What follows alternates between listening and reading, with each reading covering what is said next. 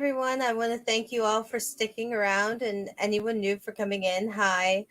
Tonight, my guest is Ronald Murphy, otherwise known as the Cryptid Guru. And let's just get into it and say hi to Ron. Hi, Ron. Hello there. How is everybody doing this Friday evening in the middle of winter? I'm good. I'm tired and cold, but I'm good. How are you? You know what? I'm a little cold to tell you the truth, but because I knew I was coming on here with you, all kind of weariness and lethargy goes away. I'm ready to rock and Oh, or roll tonight. oh, I am excited to talk to you. So here's my first question because I was looking through Amazon randomly and I stumbled upon one of your books. And so Okay. I was reading the blurb, and it said that you were searching along the Conemaugh River, if I'm correct, and Mhm. there's possibly goblins, or at least goblin lore. That's right. That's right. So along the Conemaugh River, I grew up in Blairsville, and along the Conemaugh River, there used to be Indian villages along there because any hunter gatherer society usually tends to be riparian. Get close to a river not only for water and for fishing, but also for navigational purposes. But what's so interesting in my hometown that I grew up with, as nature finally starts reclaiming areas that once held factories and once, spewed pollution into the Conemaugh, as nature returns and everything comes back to the status quo, as it were, all traces of man has now started to vanish to the point now that we get bald eagles. The water has repaired itself now to where uh, otters are starting to be reintroduced. We get a lot of different kind of wading birds and ducks, and with all this newfound wildlife returning to its native habitat, people have started to erect little fairy houses along the Conemaugh River as well too. So the idea that fairies, these little nature spirits, are part of our world that we have forgotten, there's these little gentle reminders that's coming on now to show us that, maybe there is still a little bit of magic left in this world. It's whimsical, but I think it's also very poignant at the same time. Have you come across any tales of, encounters of fairies or goblins Well, between absolutely, yeah, Conemaugh River and absolutely, here? Yeah. yeah. So the next book that I am going to have coming out is going to be called, I think it's tentatively titled Earth Lights, but it deals with spook lights and these kind of Hmm. otherworldly lights that people have been witnessing for thousands of years. But it was along the Conemaugh River, very close to the Conemaugh River, that I first had an encounter with an earth light. Now, what is so interesting is that people can talk about these things and say, this is my experience, this is what happened to me. But I was actually filming with Seth Breedlove for the Ridge, Sasquatch Uncovered the Ridge, which was filmed in the Chestnut Ridge area. And we were out one evening doing an investigation. There was a group of us, probably far too many. And if you would look at this on YouTube, where you can access all this information for free, most of the comments revolved around the criticism that there were too many people out there. But again, whenever you film anything for entertainment purposes, you have to get as much activity in, or nobody would watch it.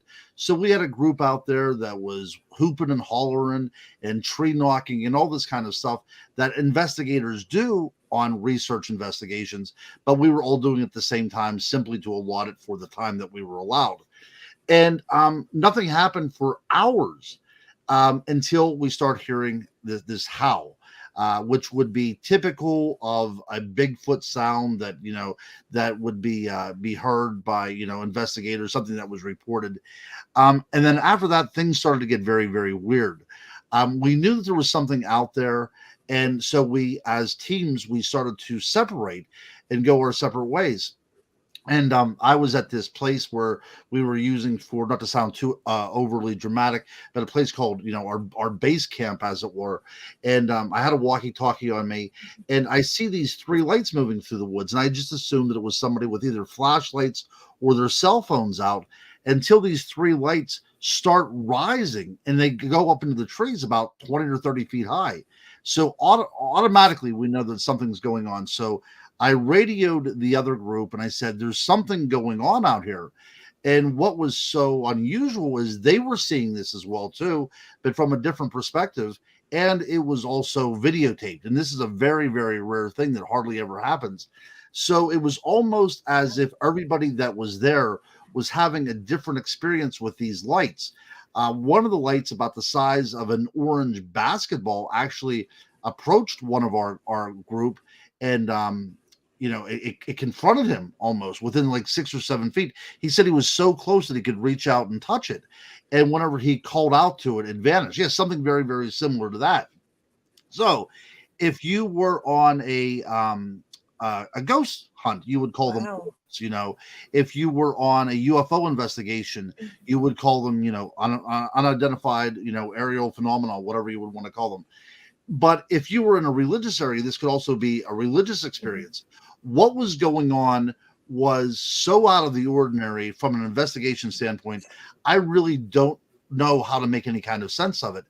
But not only was it an area where there was a lot of Bigfoot activity, again, in the Chestnut Ridge, quite close to the Conemaugh River, and it just shows that whenever I like to talk about the fays and fairies and things of that nature, if we were in England, or if we were in the British Isles, these lights that we could be seeing could be identified as the will of the wisp, something to lead stray, travelers off of the road.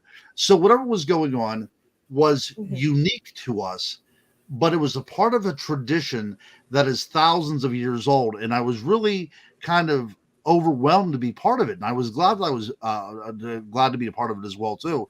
So again, if you would want to look at this is from Small Town Monsters, Seth Breedlove's company. It's on YouTube. It's under Sasquatch Uncovered the Ridge. And this is episode 2 called The Spectral Bigfoot. I'll have to definitely check that out. That sounds very interesting.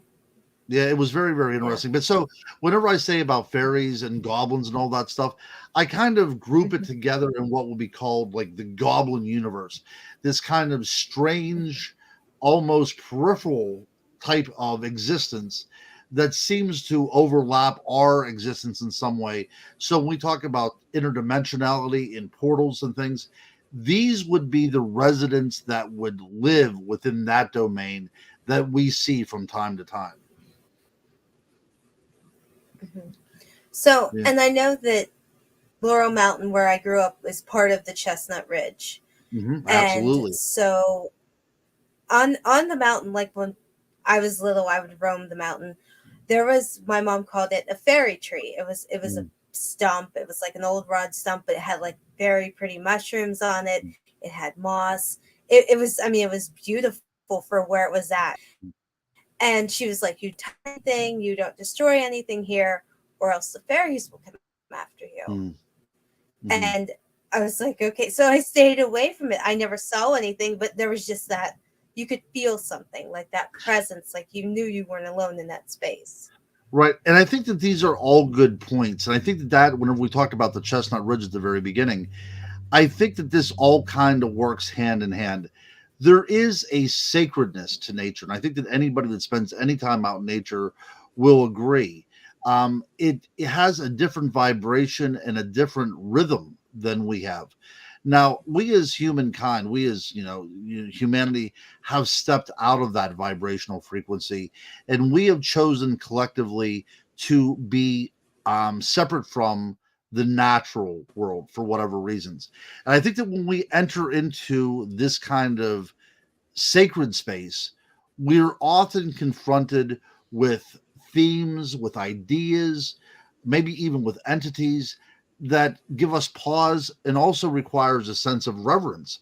For millennia, these areas have been known to be inhabited by spirits, sometimes even by the gods themselves.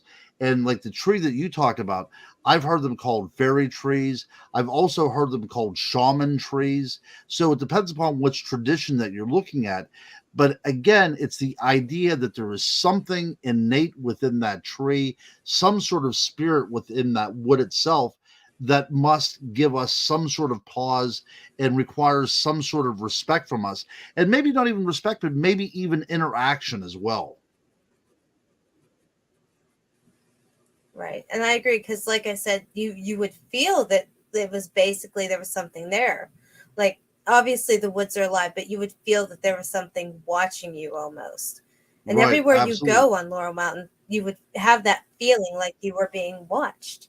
At least I would Right, as a child running through. And I was totally alone. Like this was the 90s. My grandmother, my mother pushed me out the door to go play. I was totally alone, but you had that feeling of being watched in the right. forest. Well, one of the experiences that I had as a dad was up on Laurel Mountain and very near where the bog is. Do you know where the bog is at up at the very top? I think it's Yes. called the Spruce Bog. Okay. So we Hmm. lived in Derry, which is right over the mountain basically. And I would like to take my kids up Hmm. there, and they were in strollers at the time, except for my oldest son was not, but the other two were. And we would go up there and just simply walk around because I think it's better than sitting them in front of a television. But as we were heading up there one summer, there was a bit of a rain shower as we were going up there. And when we get up there, the rain had stopped, but there was a thick blanket of fog that was covering the area. But we thought it was going to burn off in the afternoon. So we decided to walk down to the bog. And as we were walking, um, I got a sense that I shouldn't be there. Now, I think that it requires you to almost be a parent to have this kind of sense. It was like, I have an offspring out here that I need to protect, and there's something out here that I probably should get my kids away from. So it was almost like that flight or fight response. It was something very innate, and it was also something that was very primal that I don't think that we would come across these kind of feelings every day. It required us to be in a certain situation. But whatever was going on out there, I knew that I had to get my kids out of the situation. So after about a quarter of a mile walk, Hmm. I decided it was time to turn around. And my then wife was with me as well too, and she's not into the paranormal or anything like that. But she said to me, she said, I think there's something out there. And indeed, I mean, I was feeling the exact same thing. So we decided that we were going to get out of here as quickly as possible. Now, my son, who was, I think, about 5 years old at the time, he was the only one of our kids that was walking. He was absentmindedly throwing rocks into the fog. Um, After a few minutes, it started to get on my nerves, and I asked him to stop because it was, giving me the creeps and everything. And I really wanted to hear if I could hear anything out there as well. And again, a rock thrown again. And I turned back and I said, Donovan, you have to quit throwing rocks. And he reaches down to his feet and picks up a stone. He said, something threw this at me. So whatever was out there was obviously escorting us the entire way in. And they were following us back out as well. And maybe that last little rock was something to tell us to get completely out there. And when we go back to the parking area, there's no other car there but ours. So that all happened up on the place where you live, and so many strange things happened up there. Not only with Bigfoot, but now recently there have been dogman encounters up there as well. Strange lights, UFO activity. So it Oh, seems as if you and I are in the perfect place for a perfect storm for the paranormal. see, I didn't Yes. know about the dogmen being up there at all. Yeah. Well, to be, to Go ahead pinpoint if it, you want to tell it's us about actually, that. yeah, it's in Ligonier, so not Hmm. very far, right? So it's still within the Okay, foothills of the right. Chestnut Ridge. But yeah, Hmm. and the reports that I get of dogmen are not nearly as dramatic as things that are coming out of like the land between the lakes or anything. But people in Ligonier have reported seeing something standing in the wood line, just basically evaluating them, just looking at them.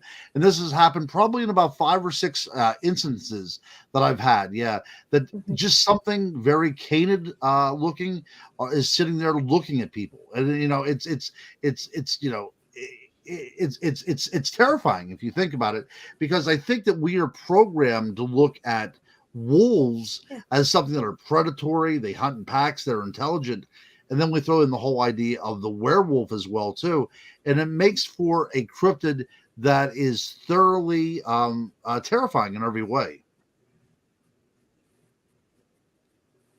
Yeah, no, I agree. And so the other experience I had on Laurel Mountain was we lived in this house, and I had saw a hat man Mhm, at the one house we lived in, and this was further up towards the entrance of Laurel Mountain. mhm. And I didn't know what a man was until years later, but it always bugged me. And what do you think would draw things like that to that area, to the Chest Mhm. General or Laurel Mountain in general? Because that Um, still bothers me. Like, why that spot, or just why that house? Which that house is gone today. mhm. Well, you know what? Before we went live, you told a little story about your son seeing something. So, why don't you relate that story about what your son had seen? Because I want to tell you a story about what my son had seen, and this was on the Chestnut Ridge as well too, in a place where my father owned. So, tell that story, and then I'll piggyback on your story, and then we'll bring this all together. Okay, so the which one? The newer one, the boogeyman one? Is The that the the one the you're the, referring the, to? the one about the little girl or the fire. The little girl. Mm, Yeah. So in my son's room, he kept saying that he saw a little girl who was on fire, and he didn't like her because she would play with his trucks. She didn't mm, do anything else. She wasn't mean to him. She played with his toys, played with his trucks, and he didn't want her in there. He didn't like her. I said, okay. So we ended up cleansing the house, and he hasn't seen her since. But it started when the cupboard door, the one closet door, fell off, and like we were like, we have to get this other door off, but we didn't. We just let it there. It wasn't bothering anything. But suddenly she had appeared, he said, once that door had fallen off. mm. So, Well, but what's he so hasn't yeah? seen her since. How old was your daughter at this time? My son was when he started seeing her. He's Or your about son, I'm 4. sorry. So Okay, yeah, that's about the same time as yeah, my son he's as well about 4. too. Yeah. So my son was very close to my father, and my father. This was not an old house. He built this house by hand himself up on the Dairy Ridge, which is the Chestnut Ridge, and so my son would often stay with my dad. He had his own room there, and one day he comes out of his room screaming. One night, I should say, and he said that out of the closet came a person that was covered in blood, and it looked to be that he came out of a coal mine because he was dirty and he had a hard hat on. So I said to my dad, I said, "So what do you make of this?" And he said, "Well, come with me for a second." We went around to the side of his house, and he showed me this little opening that was in the ground that was part of the subsidence that was going on of a mine that actually ran underneath his house. So I think that what we have here is we have a lot of coal mining communities around here. Like you said earlier, that you live in an old coal mining town right now. What often would happen is they would bring a lot Yeah. of immigrants over. They would throw houses up very, very quickly and very cheaply. And unfortunately, there was a lot of fires. There were a lot of my grandfather died in a mine accident. So the idea of living in a mining town and people that were miners, this was prone to accidents. This was prone to fires. Also, think about disease. And I think what's going on is we're getting residual playbacks within the environment of itself of tragedies that happened 100 years ago, 200 years ago, even in association with these mines. Hmm. And I Yeah. believe that because we have, I think, railroad ties in our basement from Mm, like, I guess, the coal mine or something related to. But I mm. mean, this house is that old because it was a Right. company house. Sure. Yeah. And that's And again, so yeah, they own you basically. The yeah. talk about you were an indentured servant, your whole life was dedicated to this company, and you could not eat or even live or clothe yourself unless you sold yourself to the company store. So think about what these poor people had to go through. And whenever I hear these stories of about a child playing with another child's toys, a ghostly child. That makes perfect sense for some child that's never seen a toy in its entire life, and all of a sudden manifests within Yeah. this world and tries to interact in a way that is typical of the way a child would. Mhm.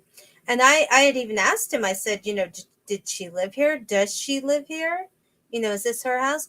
He said, no, she came from up the street. And Yes, I yes, just yes. looked at him, and my boyfriend just looked at him, and I'm like, does she come visit? Yeah, she comes visit, Mm. but she touches my toys and I don't like it. Like, is Right, that the right, only thing she does? Yes.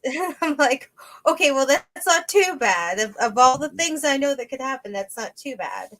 right. So, Well, but yeah, I, I was. Go ahead. Go ahead. I'm no, sorry. go ahead. Yeah, I think we're having StreamYard issues today because we both turned off our computers and we logged back in, but we're still having a little bit of a lag here on both of us. So we'll make it through this, no Yeah. problems. But I was living in a house Okay. at the base of the Chestnut Ridge in Derry, and there was it was an older house. It was nice, but all of a sudden, strange things start happening. I didn't notice anything whatsoever until my daughter, who was probably about 11 years old at the time, said that in her room appeared a man who was wearing a hat. Going back to what you said, okay? Strange, off putting, but it got to the point where she was so persistent and so almost traumatized by seeing this figure. She asked if she could possibly move in with her grandmother. Now, her grandmother lived right up the street, so it wasn't anything big. But we allowed her, to go up to her grandmother's and stay for a while because something about this new house that we moved into was not agreeing with her. Okay, so my wife at the time, who was up on the ridge with me as well too, same person. Um, she was downstairs on the couch watching TV, and she said that she saw a figure coming down the steps and look around the corner and look in at her, and it too was one of these ethereal hat men as well too. So at this point, what's so scary about this is that this is the point that I was writing my book entitled On Ghosts. This is whenever I was writing my first endeavor at looking into the archetypes and the making the connections on a historical perspective from ghosts and hauntings. So it was kind of unusual all this stuff was going on. And I was outside writing my book on ghosts whenever it was fall. My kids were outside, were playing with the neighborhood kids, and they were running circles around the house as kids would mindlessly do. And I was trying to get my work done. And one of the little neighbor boys saw that I was writing, and he would circle the house, and then he made eye contact with me again. And then he came back around, and then he walks up onto my porch and sits down beside me, and I'm still typing away, and he looks at me and he says, your house is haunted. And now this was a little frightening to me because not only was I writing about ghosts, but we were having this experiences within the home as well too. And of course we didn't tell any of our neighbors. But so now this little boy Right. comes up and he says to me, your house is haunted. And I said, how do you know that? Now, remember, they lived directly across the street. And he said, at night before I go to bed, I look out my window and I can see them in your yard. That's a little scary there, right? So after that period of time, Yeah. things start becoming a little bit more severe. My car was parked in my driveway, and my back window of my car smashed from the outside, from the inside out. I had to call the police and everything like that. Oh my It got to goodness. the point that so many things were going wrong with the house that we thought it was either vandalism Hmm. or there was something that, like, the overwhelming smell of gas caused us to have the fire department out there about once a week, and there was no sign of gas in the house whatsoever. But it was these smells and these odors that were lingering. I thought, well, this isn't making a lick of sense, so I'm going to have to get a psychic in here because I have no idea what else to do. So I contacted a psychic, and she came in and she looked around the place, and she said, I feel that there are two spirits here. And the spirit that is causing all the problems is actually the good one, and it wants you out of the house so the bad one doesn't come for you. That's a little scary right there, right? That kind of revelation. So, needless to say, we did move out of the house. This is a house Yeah. that we called our own. We've been there for about 3 years. The kids had made friends. The kids were going to school. Mhm. Everything was good socially, but internally within the house, everything was falling apart. This was the time whenever my marriage would actually fall apart completely. That led up to the divorce. And a lot of people don't understand that. So a lot of things people watch on television about people going out with tape recorders and the camcorders that make your eyes look like they're green, and EVPs and all this other kind of stuff. That's all fine and dandy. But whenever it comes to a very real haunting, it can be traumatic. Now, I've investigated a lot of hauntings. About 90% of all hauntings actually are very um, life affirming in some way. There's a message to be conveyed. People feel that they are comforted by the knowledge that their loved ones are still around them. So very rarely are they terrifying. But what can go on the flip side of that can be something that can truly rip your life apart. And I think that what we have here, the Yeah. idea of the Hat Man that you've seen, the Hat Man that I've seen, my daughter has seen, my ex-wife had seen, it is indeed part of a tradition, right? These don't come out of nowhere, and people were still seeing these things as of this day. We could talk about the possibility of these being shadow people, and something that is, a ghost, but maybe not of a human, some sort of disembodied spirit of something. Some people like to throw around the word demon, but I don't necessarily go that far. But there are more things out there when we talk about ghosts than just, the idea of a full-bodied apparition or a rap at the door or something like that. Ghosts and hauntings is a multi-layered, multifaceted field, which is almost impossible to categorize in any way that makes any sense of it, especially if you're looking from the inside out. If you're involved in this stuff, none of it makes any sense to you. No, no, it doesn't. And I was a child when that happened. I mean, Mhm. I woke up and there was this man, like the house came, like I didn't have my own bed. It was built-in bunk beds the house came with. Mhm. So that was my room. I woke up and there was this man in a hat, and like he was totally black, like his face, I could make out his mouth, but he was just black, and Mhm. his clothes were black, everything. And he was just like leaning like that, like on his arm, looking in. And I started and I went to scream, and I got this sense like, that's your grandfather. And I'm like, Mhm. oh. And I leaned back, and then I got something like, wait a minute, no, it's not. And I just passed out. Mhm. Mhm. And it just bothered me because, like, that gut feeling, like, no, it wasn't.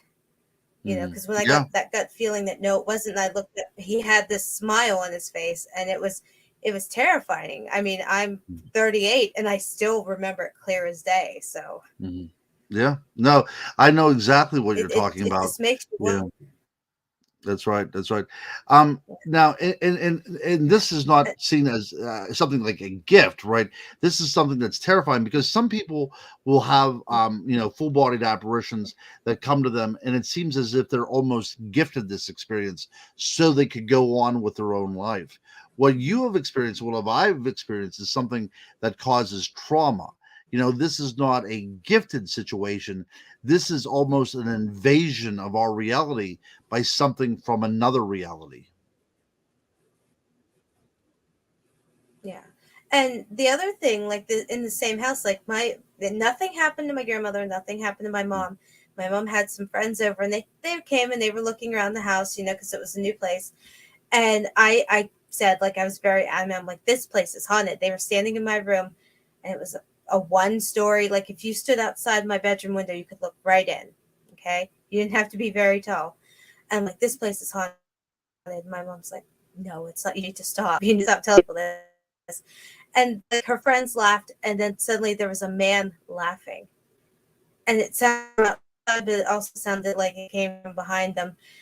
And then they turned so pale, and they left. They left, and they just never spoke to my mom again. And Right. she was even just like, and she didn't want to talk about it. She was terrified herself. She didn't want to talk about it. Right. Yeah, and I It, think it is like being on the inside of it. It does change you too. it does. It does. It makes you, I think, have more of a respect for things out there as well, too. There are things out there that we simply do not know, or maybe not even possibly to comprehend either. But from all the things that I've experienced, the things that lurk in the darkness and the shadows are very real. I mean, even if they're not tangible, and even if we cannot categorize them by science, that does not mean that what we are seeing and what we are interacting with and what we are experiencing is not extremely real to us, right? And I think that that's a hard thing. That's why these shows are Mhm. so important. Whenever we come on shows or when we have any kind of discussions in this kind of open forum, especially when we have guests listening in as well too and interacting with us with comments, we need to have an open forum because people are experiencing these things that nobody else wants to talk about. And oftentimes people feel very alone, that this is only happening to me, that this is a unique situation, that it's something that I've done. And this is a very cathartic forum by which we can gather together in a very caring and understanding way and really talk about the things that we have had experiences with and kind of share our experiences and hopefully maybe get to the bottom of it in some way. That is very well said. I totally agree because with all my experiences, I felt alone for years because they Mm, sound crazy. mm. They honestly do. Like who's going to believe that, and how does that happen to somebody? But you Right. said it perfectly. I totally agree with that. Well, I appreciate that. So, And the thing is, like, we people talk about in Bigfoot. I love the subject of Bigfoot. I wouldn't be here talking with you today if it wasn't for Bigfoot. But I've never witnessed a Bigfoot. I've heard anecdotal things, and I've found prints. I've had strange things happen to me, but I cannot say absolutely that I know that there is a Bigfoot out there. There's still a modicum of belief that's required for me to say that sure I believe that Bigfoot is a possibility. But whenever it comes to ghosts, there's not a doubt in my mind that there are ghosts out there. I think that your listeners will agree as well too. It's not a sense of faith involved. It's not a sense of I think there may be ghosts out there. I think you and I can undoubtedly say, without any kind of equivocation, say that there are indeed ghosts out there. There are spirits out there that we simply don't understand where they're coming from, what their purpose is, but they are indeed out there. oh, I completely agree. I completely agree. And why is it only certain people see them? You Mm. know, like your family. You had that experience, even though your neighbor, their child saw the people in the yard, but you had that experience. Right, right, Why did right, I right. see the stuff I did? It makes you wonder. It really does. It does, but You it also also have a book that hunt.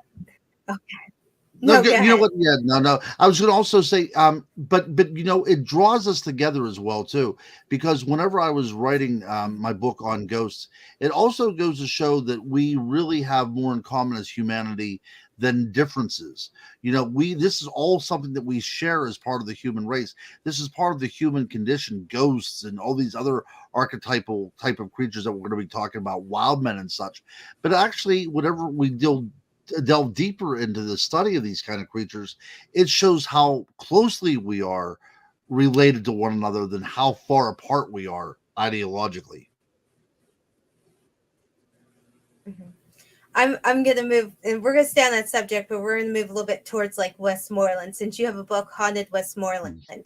How Right, haunted right, is right. Westmoreland County? Well, I had said in my book, and I don't think that this is too far flung. I said that without Westmoreland County, America would not be what it is today. So after the French and Indian War, we start now having an area that's being shaped by great men like George Washington, for instance. So we talk about Westmoreland County and say about George Washington slept here. Well, we know indeed he did sleep here, and without his his courage and his military strategy that was on display in Westmoreland County, he would not be our first president. So it's out of this crucible of the French and Indian War that we could, a little over a decade later, stand up to a superpower like Great Britain and say we're going to declare our independence. But not only that, the steel that's produced in Latrobe to this very day, it has been a part of every space mission, so since the 1960s. So we have so much in this area that really has made not only America, but has made us what we are and how we think about the world around us. Now, that being said, all of these achievements take place within the context of history. And within that history, people had lived and people had died. And some people had died a very tragic way within this context. And sometimes ghosts are bookmarks to history. And sometimes they have to manifest and scream out and say that I was alive, that my life mattered. And so many of these things that I talk about whenever it involves hauntings comes back to that fact that there's this manifestation, there's some sort of revelation that somebody was here and their life mattered, and that's the reason why I recorded these stories. Mm-hmm. And what would be your favorite story out of the book? I am a big fan of the French and Indian War, so Fort Ligonier, Fort Palmer, which is up the road a little bit. I also have some Indian battles at some of the other places like Fort Wallace and Fort Barr. But another one of my favorite things is how many of the churches in this area are haunted. And you wouldn't think about hauntings in relation to churches, but St. Vincent University has not only a full-bodied apparition that's intelligent, but one that was very highly documented, that it would actually appear on the altar and go up to the pulpit and deliver sermons. And this happened in the 1800s. So we have this kind of legendary ghost that was going up there. And Seton Hill also has a haunted cemetery.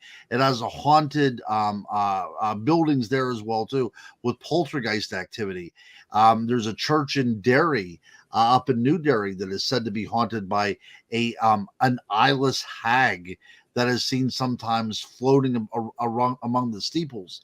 So all these different stories about the haunted of holy places, that kind of is off-putting because you think that here I'll be safe. But in Westmoreland County, it doesn't seem like that's necessarily the case, that ghosts can even trespass on sacred ground. That's amazing. I've heard St. Vincent is haunted, but that story I've never heard. Yeah, well, a lot I've of it. Never heard that one. Is it? Do you know if it's still seen today? Oh, sorry. No. I'm sorry. Yeah, it's that little bit of lag. At one time, you were not considered. Okay. Yeah, at one time you were not considered a full-blown St. Vincent student unless you witnessed the ghostly monk. But I don't think that people are seeing it that much today, and that's a commentary, I think, on us as well, because in order to see these things, you almost have to be like a child. You have to have an open mind, right? I mean, sometimes these things will be thrown and forced upon you, but I think most of the time, whenever it deals with the paranormal, you have to be open for it to happen. I think so many people are being closed down now. Yeah, I know my mom attended there for a while, and she said that there was a tunnel, like a haunted tunnel from to somewhere else that was like that, and there were nuns that you could hear walking back and forth. She said that was a legend she heard. If Well, there was actually, anything to it, but that was what I had heard, and yeah, but like I said, never heard that one. right. Well, my daughter actually worked at St. Vincent's for a little bit, and guess what? The legends of the tunnel are indeed real.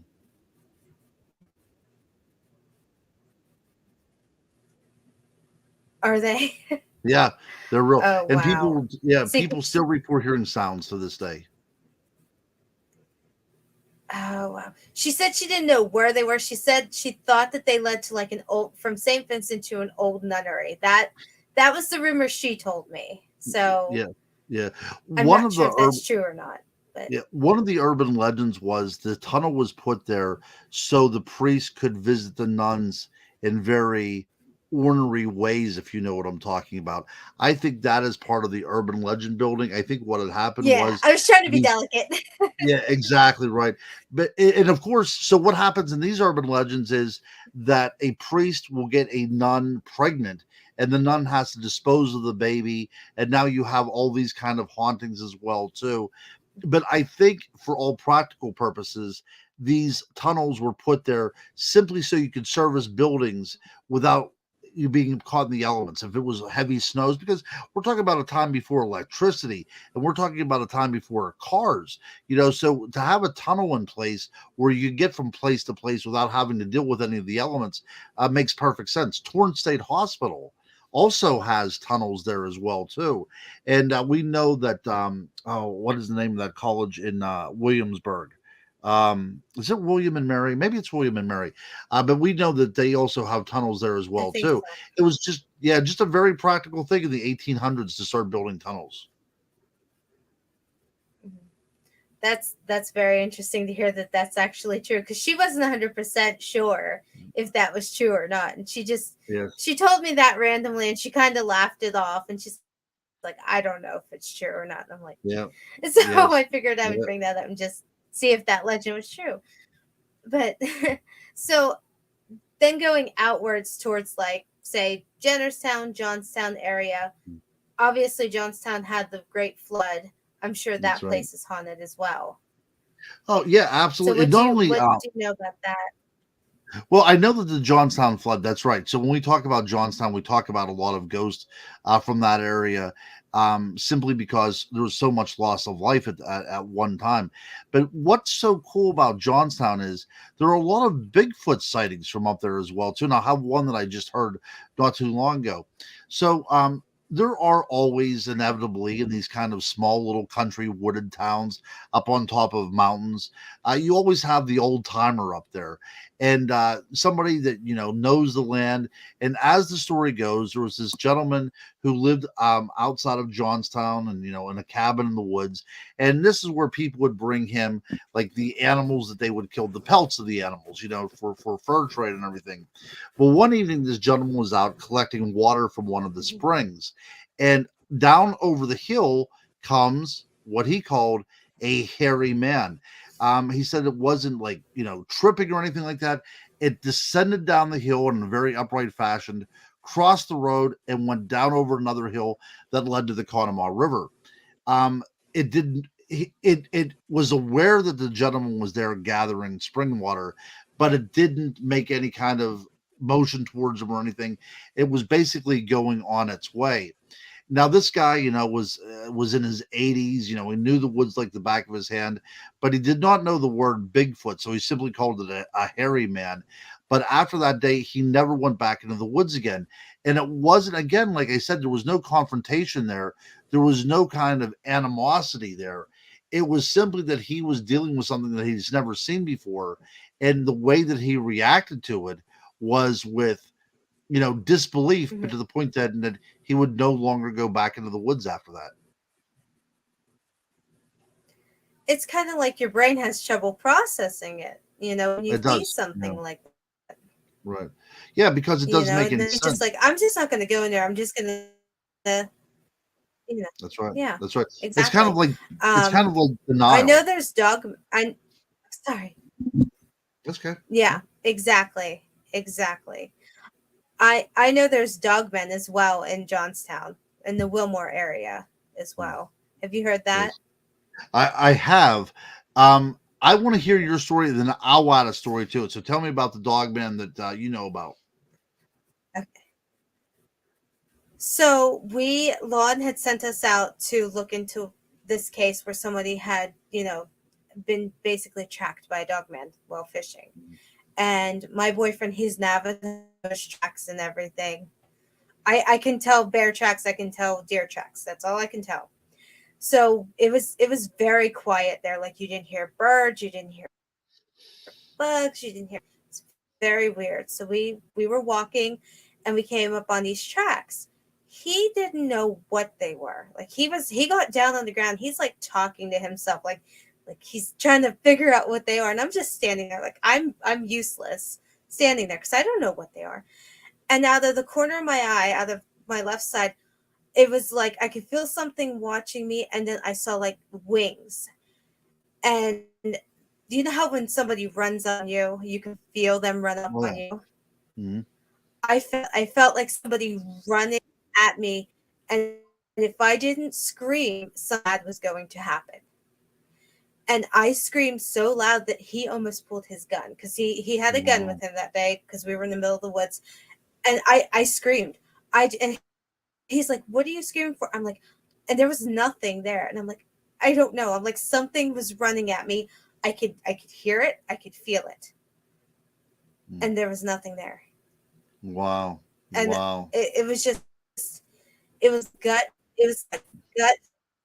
feeling like there was something bad that was going to happen if I did not scream in that moment.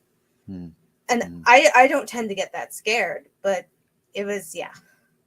Yeah, And it's he said sort of like. he went back there with the witness, and when he Mm. went back there with the witness, sorry, that it was a totally different place. There were birds, there were bugs. It was perfect. There was nothing wrong with the place. Right. It was a Well, total 360. yeah, your feeling that you had was almost the same thing that I had up on the ridge with my kids, that I don't know how to put it into words, but you instinctually felt something in you. It's almost primordial. It's like we as human beings have this within us, but it takes something very unusual to spark that within us. So I do know what you felt. I truly do. But the stories that I have about dogmen are from like the Robinson area, which is not very far from there, but it's like basically on the other side of the hill. Whenever a Mhm. lady was witnessing bipedal canines walking down the street. Now we're talking about very small towns here, about 200 people walking down the street, being seen under Yeah. illuminated underneath the street lights, going up to one of these little 7-Elevens, one of these little shops there in town, and bending over at the waist in order to get into a dumpster to feed out of a dumpster. So we're talking about a very large creature. So I went up there to see if I could Mhm. find any kind of plausibility about this. And there was a hill, and going up the hill, there was a cave, which was really strange. And from that vantage point, you could see the whole town laid out underneath you. And what's so unusual about that area? That hill is called Pack Hill, Pack. So we dealing with a wolf pack here? What's going on here? Wow. But even the name of the place seems to allude that there was something canid about the area. So again, I've never seen a dogman creature, but people are out there seeing it, and not only are there people out there seeing it, it seems in some instances there the idea that these things are there is even recorded within the place names of certain features. That's very interesting. And you didn't find it? Did you go into the cave, or Well, I'll tell you what. Some of the other researchers did that you I not have had. to? Yeah, no, some of the other researchers that was with me did go into the cave, but I have a couple fears. One of my fears is I'm extremely claustrophobic, and the other fear that I have is being ripped apart by a dog man. So I did not go in. Well, that's fair enough because I was going to say, did you find any dogmen or any traces in the cave? So No, fair absolutely enough. not. Yeah, And I didn't. I didn't after want them to find my body in there as proof of a dog man. You know. right, no, that's fair enough. That's Yeah. totally fair enough. So, and we're gonna just change it one more time. So last, I'm gonna say last hour. Of course, it was a little more than an hour ago. You were talking about aquatic cryptids. So Yes. do you want to tell us some stories about that's like mermaids? I am a big fan of mermaids. So if you have any mermaid stories, I'm all about those. Well, absolutely. You know what? And I love mermaids as well too. And my daughter, who watched H2O. I don't know if you've ever seen it. It's an Australian show about these girls that turn into mermaids. Really, really cool show. She binge watched it one summer about 5 times through. And she came up to me when she was about, 5, 6 years old, and she said, "Hey, Dad, I know you write about Bigfoot and all that kind of crap, but do you think that there are mermaids out there?" And I said, "I'd never thought about this, but let me put some research into it." And after a couple days research, I thought this is absolutely fascinating, and I decided to write a book on it. So I wrote a book on mermaids, tracing the historical impact of these creatures throughout history.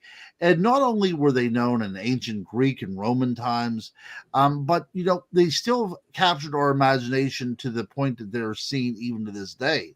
Um, Places where they're seen is like Africa, where within the last 20 years, they had to call in what we would call witch doctors, but shaman, they had to call them into the area because the construction crew reported they were being attacked by mermaids that were coming up out of the water and trying to impede their process on Oh, building this dam. So some cultures around the world are very open to the idea of mermaids. Africa being one of these cultures. Australia as well too. Indonesia, places like that have them. But also in these areas are things like dugongs, which kind of look like um, a mermaid if you were out at sea for 5 years and you had nothing to drink but rum. So they have a basic kind of female shape to them, but nothing that I would write home about. But people are seeing them. And some of these people that are okay. seeing them are lucid people. And one of the most curious mermaid reports was by Christopher Columbus as he was making his way to the New World. He reported witnessing mermaids, and the one little critique that he had is they were not as beautiful as they were reported to be. So he had seen something out there, whether he had seen a manatee or something along those lines, but he had definitely seen one. And not only did he see one, but it was so part of the vernacular and the imagination in the late 15th century that he could report it without worrying about anybody thinking that he was crazy. Yeah, unlike today, if you would tell someone today you would see a mermaid, they would kind of look at you funny Well, yes, or be some like, lady "Yeah, you're came. full of it." I mean, Right, right. And some lady came up to me at a conference, and she was very there's some trepidation in wanting to tell me this story. But she said that she believes that when she was vacationing in Reno, Nevada, she not only saw a mermaid, but she heard a mermaid siren song in a man made lake, as if somehow it materialized there, as if somehow the very element of water drew this creature there or possibly even created this creature. But yeah, again, like I said, even in America, people are still witnessing these things. And people ask yeah. me, do I believe in I mermaids? Go ahead. no, go ahead.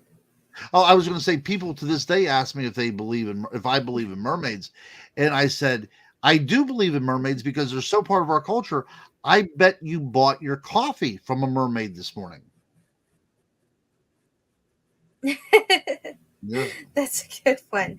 I mean, yeah, I tend to think that as big as the ocean is, as deep as the ocean is, there has to be more to it. I mean, there's so much we haven't explored. There has to be more down there than, what we know. So why not? Why can't mermaids still exist or exist at all?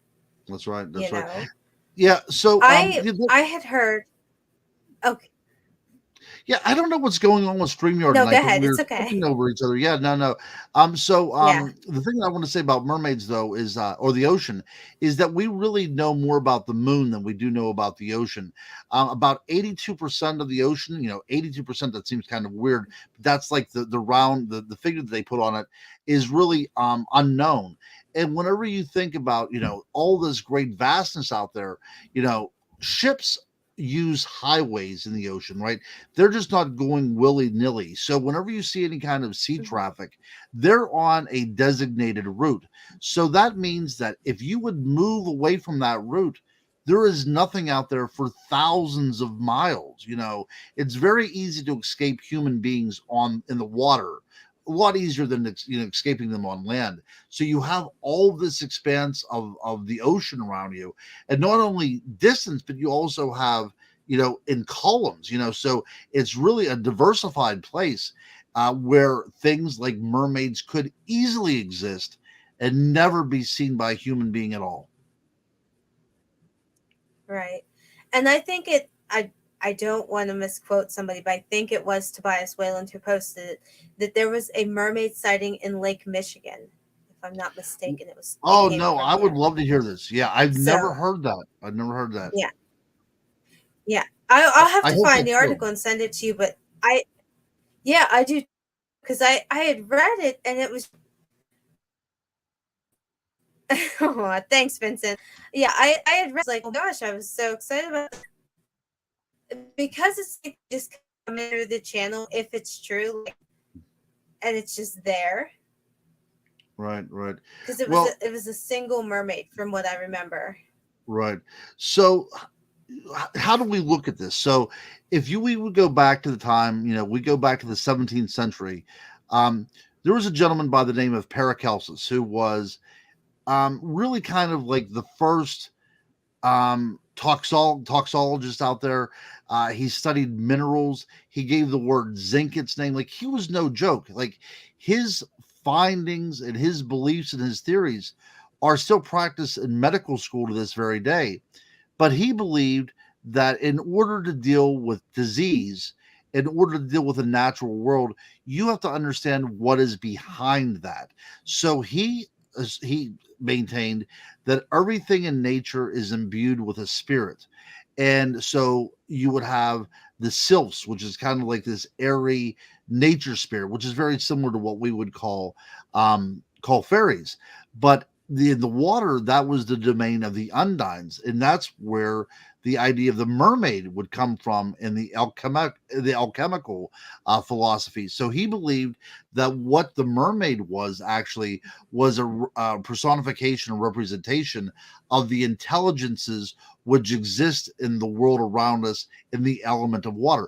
I think it's a very beautiful thing to think about as well. And in order for us to get out of any kind of Yeah. disease, which is not being at ease, is to come in communion with and in vibration with the elements around us. Very beautiful, I think.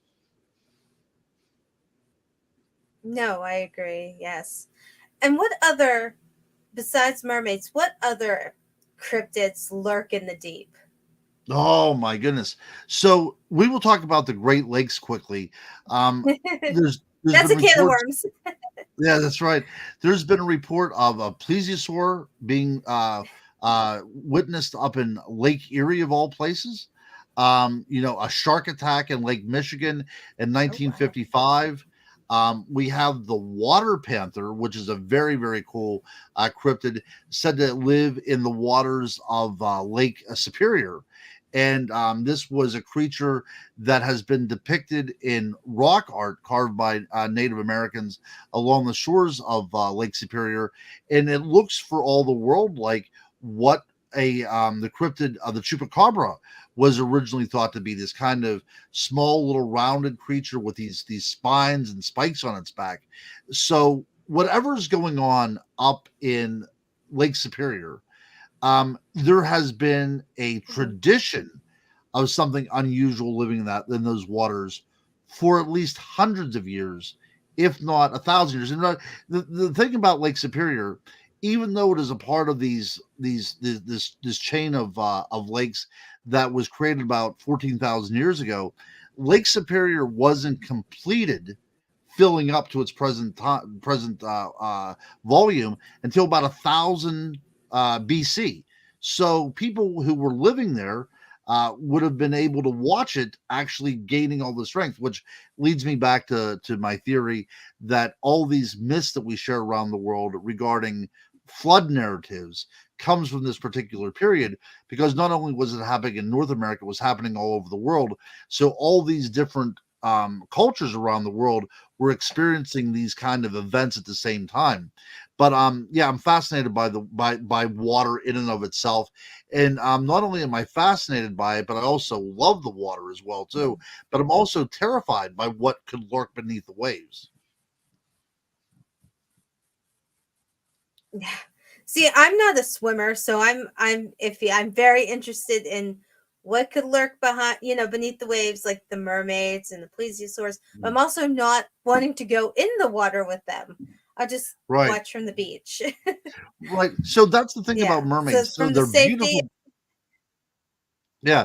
So mermaids are beautiful go ahead. creatures, but they even though they're beautiful, there is still this element of danger to them, right? So they will, their siren song, they will call out to you, and it's so beautiful that you will avoid, or you'll forget about avoiding any kind of the dangers out there and crash your ship in the rocks just to get close to them. And so it's very allegorical as well too. So in the Middle Ages, mermaids were seen as a personification of women who would lead men away from the path of righteousness. And I will tell you, at my age, I have been drawn off the path of righteousness a number of times by women. That just happens. I, Guys, I'm sure you'll agree with me.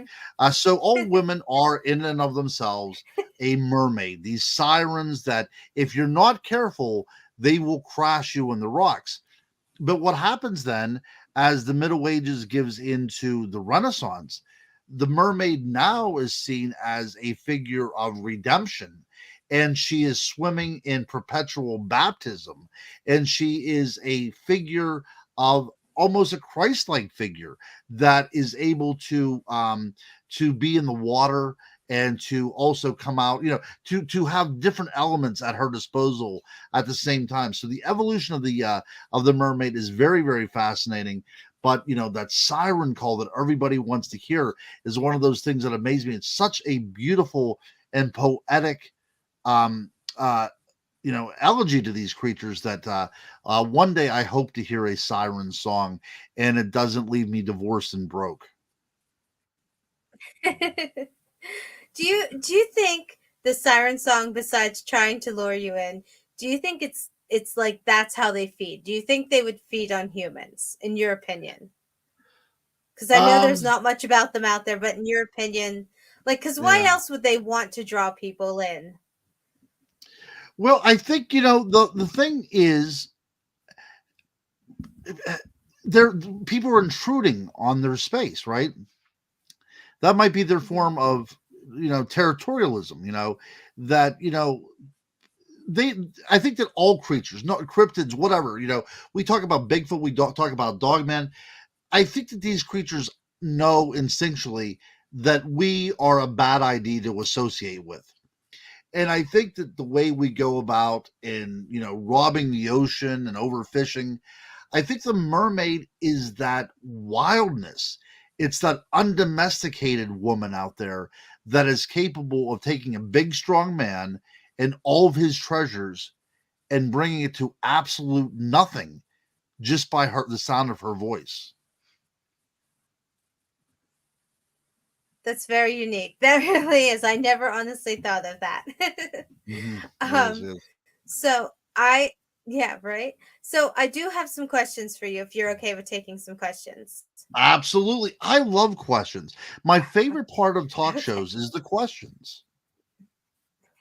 So I have a handful of them. So, all right. Thomas Carroll wants to know. He says, "Ron, have you ever heard of the ghost whistle, the R&R that ran through the Laurel Mountain?"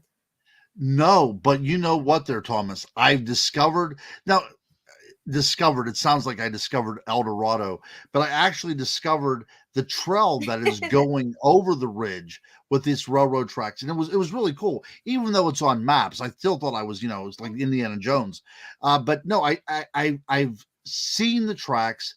I know that it was a marvel in order to put those up there. It had to be a great engineering marvel to put them up there. But unfortunately, and alas, I have not heard the ghost whistle, although I would love to, I'm completely open to it. So I think, you know what, That Thomas, if you live in Western Pennsylvania, I told Bernadette, I said what we should do one of these times is we should do a show live in the field. I would like to do that with Vincent as well too, because I like the idea of taking our interest out there and then opening it up to the audience as well too. So maybe this summer, Bernadette, if all the stars align quite properly, maybe we'll find ourselves out there on the Laurel Ridge, hoping to document the sound of a train, a ghostly train that still rides through there every night. I'm up for it. It sounds like a good time to me. Yes, that's right. That's right. So I And would love to Thomas, do you that. can I come really along too. would. That's right. Right. So Vincent wants to know, what do you think the Hat Man is? I'll let you answer That's first yeah, because that's a he great asked both of question. us. Yeah. Um. So you know what, Bernadette, you lead away. What do you think it is? Oh, I honestly don't know. I don't think it's a demon. I don't think the Hat Man I encountered was a demon. Hmm, yeah. I think it was some type of spirit just watching, just like a watcher for whatever reason. Because I only Mm-hmm. saw it the one time. Now, was it attached to that house? Maybe, but it felt like watching me. Like it had something to do with me the way it was watching. So Right. is it one of those things where you have like some spirit being that follows you through your life that watches you? Mhm. I can say. Right. Yeah, I don't think it's a demon either, but I think that it's an energy that's capable of looking in you and finding out what scares you the most and taking on a form. Now, extraterrestrials, look, we don't know what we're dealing with when we talk about ghosts in every sense. I have had people send me pictures from Canada and from some of the places around the United States of what pictures they took in a haunted house where the figure of an alien gray showed up. So we really don't know Oh what we're wow. dealing with. We don't know if all ghosts are disembodied souls of people. We don't know if they are extraterrestrial or possibly even ultra terrestrial. We don't know the nature of what these things are. We just know that they are indeed out there. But for me, for the Hat Man, and because it really transcends cultures, because that figure is seen throughout the world, in my opinion, it is that there is some sort of negative energy that is able to manifest itself to represent your fears. Mhm. I tend to agree with that because my grandmother, who was another story on her own, that could have been maybe what attracted the Hat Man to where I was in that house, in that vicinity. But the reason I say it wasn't demonic or anything, because it didn't try to hurt me. It Mm, it just stood over my bed and stared at me. So right. that's the only reason I give it like it's not demonic. Right. But the idea of aliens and the idea of ghosts really do share a lot of commonalities as well. Abductees have experienced these entities kind of seeping through their walls as if they were capable of going through solid Mhm. surfaces, and the idea of sleep paralysis, as somebody astutely commented earlier as well too. The idea that in the night, whenever you're the most vulnerable, right, something comes to you and Mhm. is able to interact with you or abduct you or whatever. That is one of our greatest fears as people, right? Because we are our most vulnerable when we're in bed sleeping, because it's that time when our brains aren't working quite right. And it's also very predatory as well too. We have to think back into our ancient past, whenever that would have been the time that things that have teeth would want to prey upon us to eat us. So this all comes into play, and it makes for, if people are going through this, it makes for a very torturous existence. Right. It's that primal fear of the dark because we Uh, all, whether we have it as children, as adults, we tend to grow out of it. but yet if something happens at night, it would trigger it. Right. It's Yes. still in us. I don't think how old we get. It's still in us, that primal fear of the dark, Right. and it just gets Right. exacerbated, I think. Yeah. I still have that fear to So this day. Yeah, aren't I still am terrified of the dark. yeah, I'm not a fan of it either. I'll admit that I'm not Mm. a fan of it either. Darcy wants to know, let's see, it's a limit. Now can you work on developing it, but some just I'm not sure what that was for. That might have been talking about when we were talking about I'm vibrational not sure what that was frequencies. I think in communion with nature, if I'm not mistaken. But no, I for. do believe that we do have within us the. I think that we are all Okay. programmed to be involved in the natural world. We're supposed to be in synchronicity with the world around us, but we're not. But I think that it is. I think we are born with it, but we tend to shed it because it doesn't make. It's not useful to us as commercial humans in this world.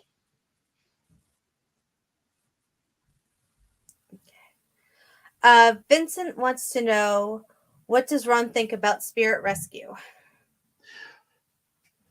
Are we talking about crossing over here? Is that what he's talking about, or what is his definition? I think so, yeah. Yeah, I think you that's what know, he's talking about. I think you know, bro- so. yeah. Well, I will Hang on, tell let you me this. go back to the Yeah, chat and double check. yeah. Well, as you're checking, I will tell you this.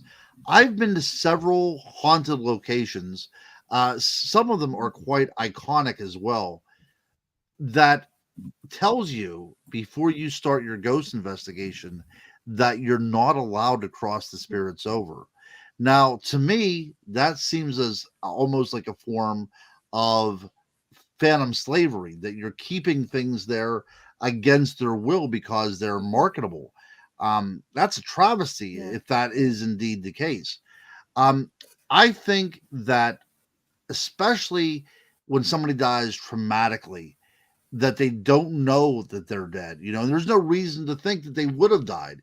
Somebody in their youth or something that happened suddenly, that you can be caught in an area between two worlds. It's almost like a dream that, what you're experiencing seems to be otherworldly, but it can't possibly be what's happening to you because it doesn't make any sense. I was a young person, I wasn't ready to die.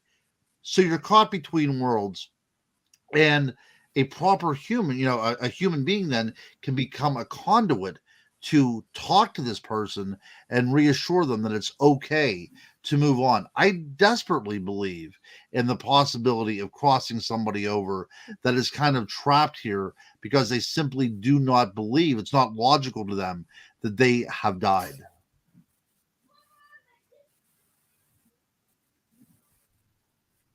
Right. No, I agree with you. And I did check, and that's what Vincent meant. That he meant Yes. crossing over. So just to clear that up. Darcy also wants to know, there was a rumor of a water panther near the river at Stevens Point Yeah, so Wisconsin again. in, We're I believe, talking about that. Wisconsin. Yeah, we're talking about that region up there. In Lake Superior, there's an island that was supposed to be the domain of the water panther. And As the story goes, a group of young Native American boys decided they would test their manliness and go out there. And they went out there. They went to the island, and apparently something happened. They came back. Their hair started to fall out, and they eventually died quite quickly over the point of a week. Um, Oh, as I was researching this story, it looks a lot like radiation poisoning of some kind. That's what it looks to me at face value.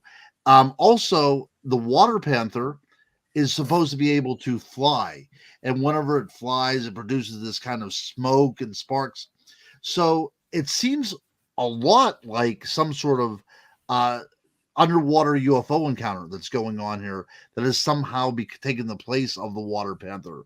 But according to native tradition, this panther can indeed go between worlds, the world of the water and the sky as well too. And it seems as if it produces some sort of exhaust and some sort of sparks whenever it does fly.